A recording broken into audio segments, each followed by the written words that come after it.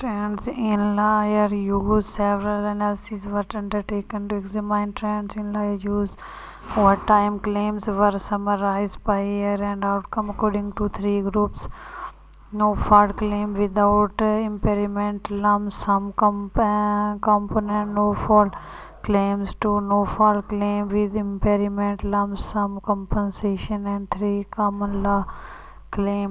If a claim involved both impairment, lump sum, and common law component, it was classified as a common law claim. Common law claim can take several years to finalize, leading most claimants to access no fault and impairment lump sum benefits in the interim.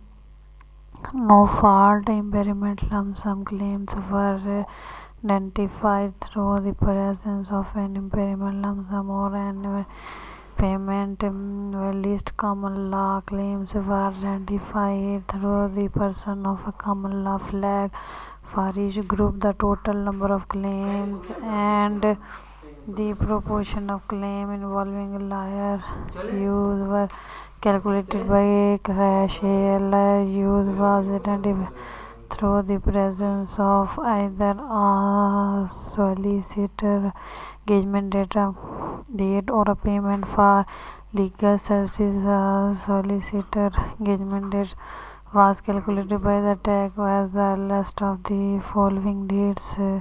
Solicitor start date entered into the system by TAC legal staff.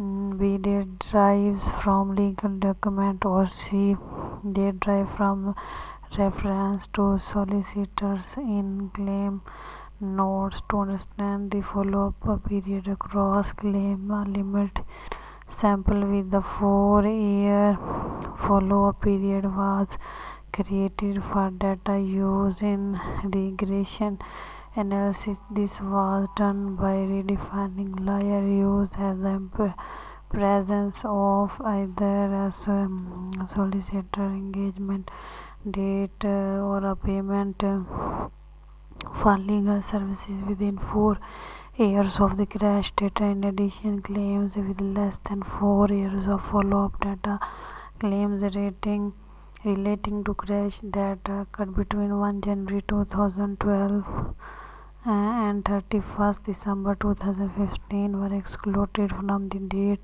data set. 4 years was selected as the follow-up period based on the distribution of time from crash data to liar use. This period captured 85.0% of liar use for crashes occurring between 1st January 2000 and 31st December 2011. To test for bias in this limited sample, T-square tests were conducted to examine differences between claims with first liar use prior to 4 years post-crash and claims with first liar use after 4 years post-crash. For claims relating to crashes that occurred between 1st January 2000 and 31st December 2011 for either example of the use of T-square test to compare sample characters.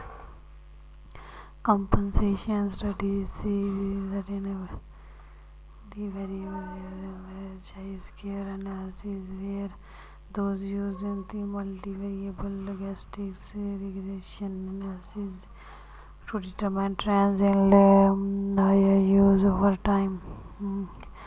Unvariated logistics regression analysis were conducted using the limited sample. These analyses examine this association between crash year and liar use in each of the three groups to determine whether trends in liar use over time or due to change in contextual factor. Multivariable logistic regression were conducted the limited sample. The analysis examined the association between crash year and liar use in each of the three groups, controlling for crash type, single or multi-vehicle, number of hospitality days, proxy of injury, severity, gender, age, this 46. A remote primary grouping middle as a continuous. This is a common practice for some recent examples. C 48 and 52.